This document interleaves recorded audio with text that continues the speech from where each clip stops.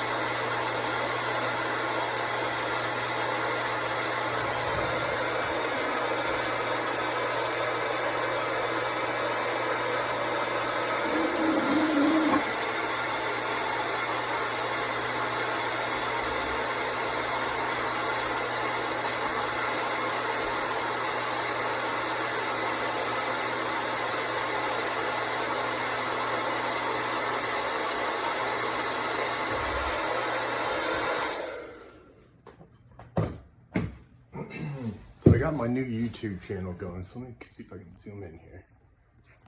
Get that one in. Okay.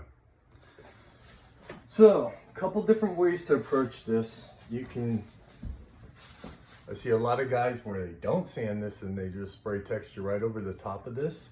And through the texture in the paint, you will see the underlying outline of the patch. Traditionally, you can sand. You just kind of put a little pressure on a sanding sponge or sandpaper, kind of work it in and get rid of this edging. When I do texture, I use these. These are drywall sponges. It's got more of an abrasive side on this side and a smoother side. So per the instructions, you're supposed to make like one pass on that side and then just wipe it down.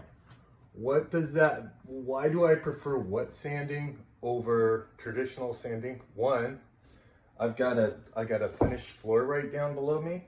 I put a little bit of plastic.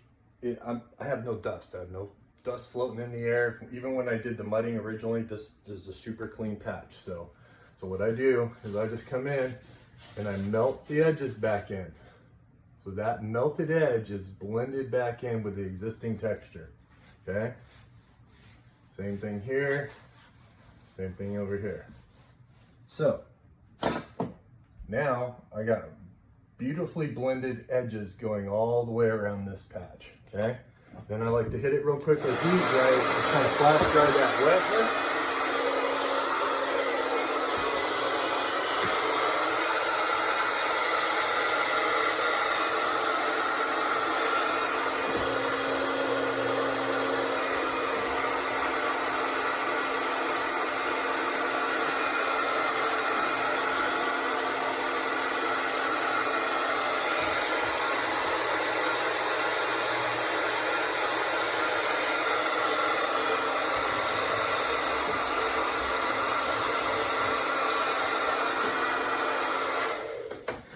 Gets rid of, that's an unnecessary step pretty much, but okay. So that being said, I'm gonna zoom out here just a little bit. Now the next step in my process is there's a couple ways to go about doing this. I mix up smidge thicker mud, a little bit thicker than a normal texture mud, I would say.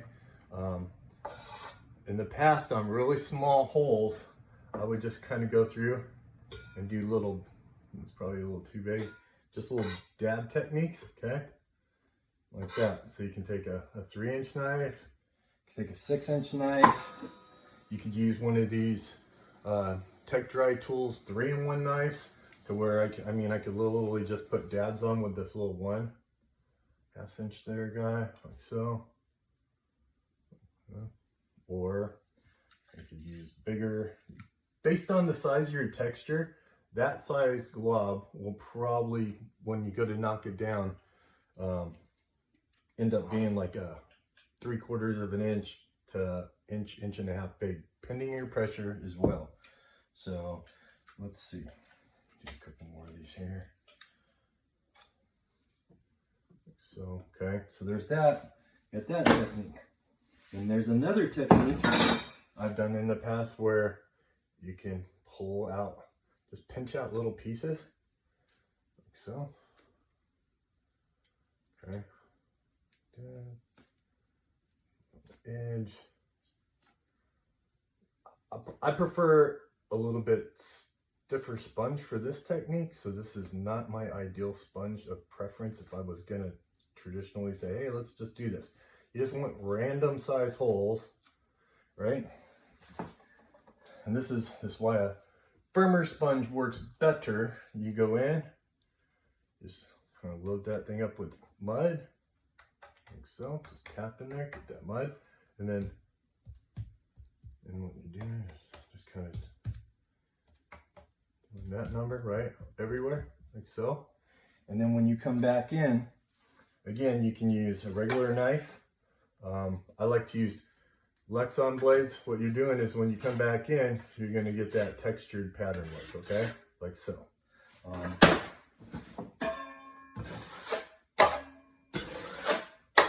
There's also, Jake's Tool makes a pre-formed little textured, knockdown textured patterned little handy dandy sponge guy. So this little guy, same thing. Just dip it in there, right? And depending how much mud you got in there, I'll kind of knock it down off the edge. And just do this little guy. You can move mud around as you like so.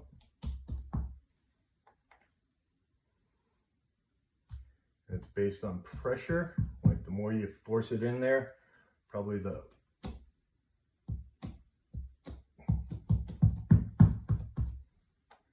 then you're going to want to feather it out a little, you know, going for that random knockdown look. You don't want it like, oh, there's a linear pattern there, okay, like so, and then bam. Okay, and again, I prefer Lexan blades, Lexan, whatever you want to call them. You can use a knockdown knife. The reason I don't like drywall knives when I'm knocking down is if the mud's too wet, the weight of the blade can really flatten out the texture. So, but you can use a regular size knife.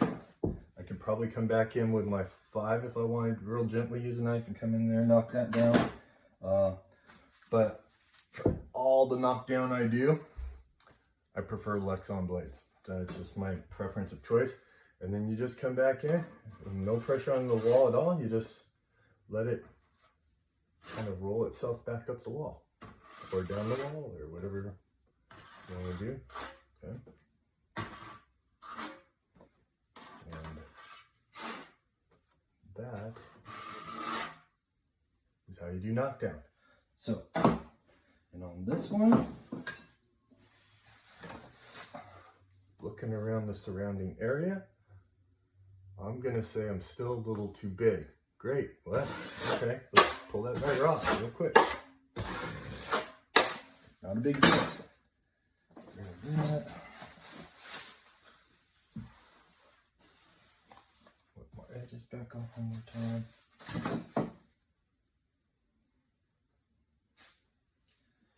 Okay, come back in here.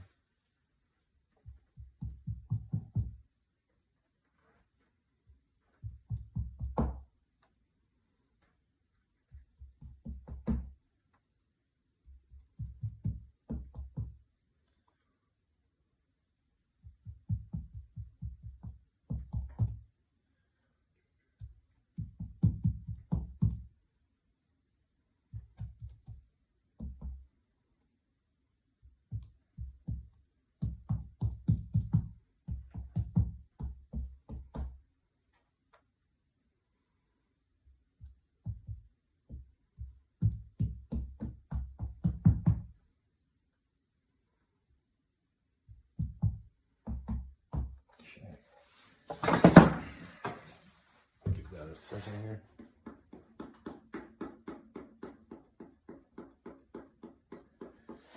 And a lot of times, like on these surrounding outside edges, what happens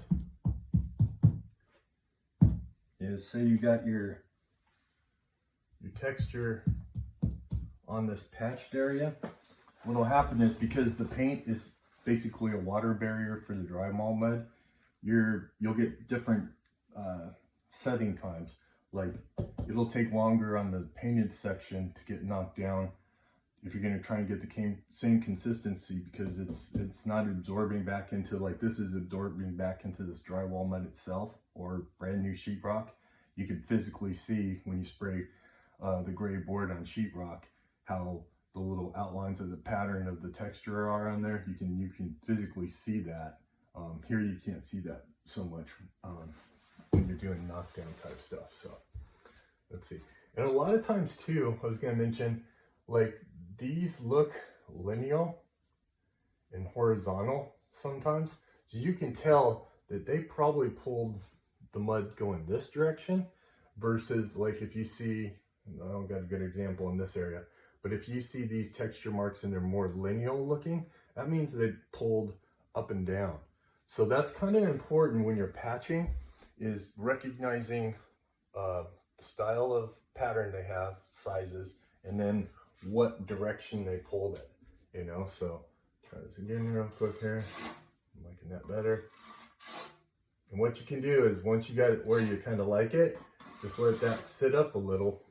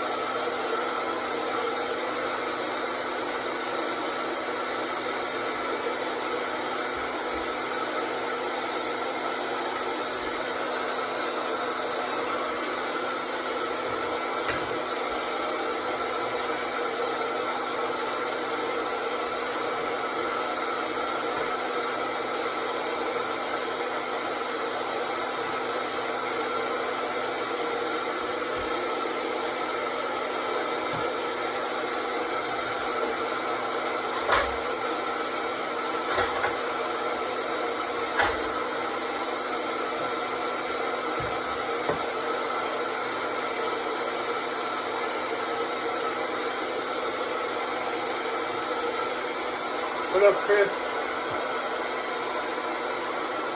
Started the YouTube channel and now I'm doing a little demo.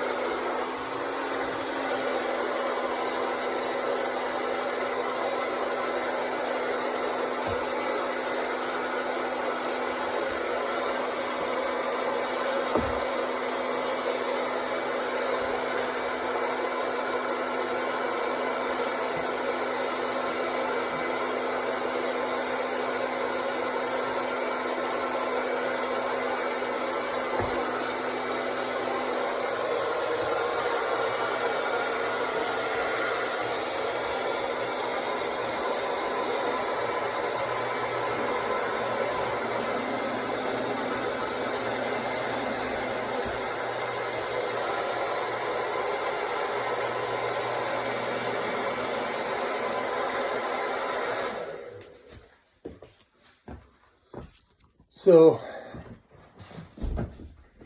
it's literally that easy to just sponge, dab technique, or Jake's tools. There might be some other products out there in the market, but I particularly like that little, it just fits in my drywall bag. It's perfect for these little touch-ups.